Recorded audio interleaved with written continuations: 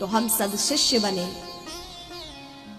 लेकिन इस माया के चक्कर में फंस के हम पुनः सब भूल जाते हैं। ये सब कुछ हमें सत्य प्रतीत होने लगता है। जिस प्रकार आप सपने में होते हो,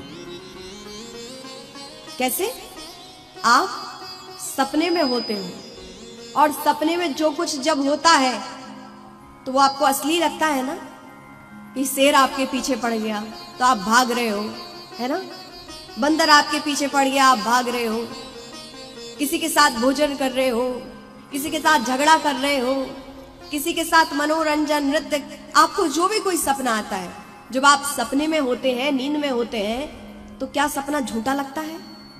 क्या कहते हैं आप लोग? झूठा नहीं लगता ना। आप जो कर रहे होते हैं आपको लगता है वो आप ही कर रहे हो, सत्य लगता है सपना भी। उस सपने में आप भाग भी रहे हो, खेल भी रहे हो, खा भी रहे हो, सब कुछ कर रहे हो।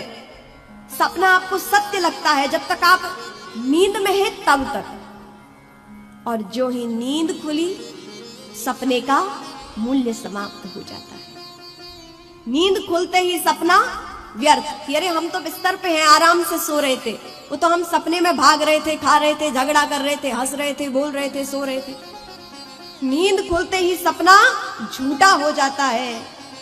उसी प्रकार इस संसार में आप संबंध निभा रहे हो, खा रहे हो, पी रहे हो, व्यापार कर रहे हो, गृहस्थ को चला रहे हो, जो भी कर रहे हो, अभी आपको ये सत्य लग रहा है सपने की भांति, लेकिन जो ही ये दिव्य चक्षु खुल जाते हैं, जैसे आप इस परम नींद से ऊपर आते हैं, परम नींद को प्राप्त कर लेते हैं, यानी दिव्य समाधि स्तर पर आप जब आ जाते हैं, और ये संसार रूपी जो सपना आपका चल रहा है, और जो ही नींद आपकी खुलती है सदगुरु के माध्यम से, तो आपको ये संसार भी झूठा प्रतीत होने लगता है। फिर आपको लगता है हम तो कहाँ जी रहे थे।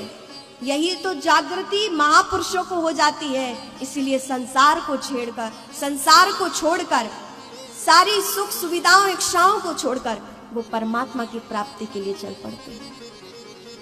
जैसे संसार रूपी स्वप्न की भांति जब उन्हें दिखाई पड़ने लगता है, तो इस मिथ्या जगत को छोड़कर वो परमात्मा की प्राप्ति के लिए उद्यत हो जाते हैं, और परमात्मा को प्राप्त करके अपना जीवन का उद्देश्य प्राप्त कर लेते हैं।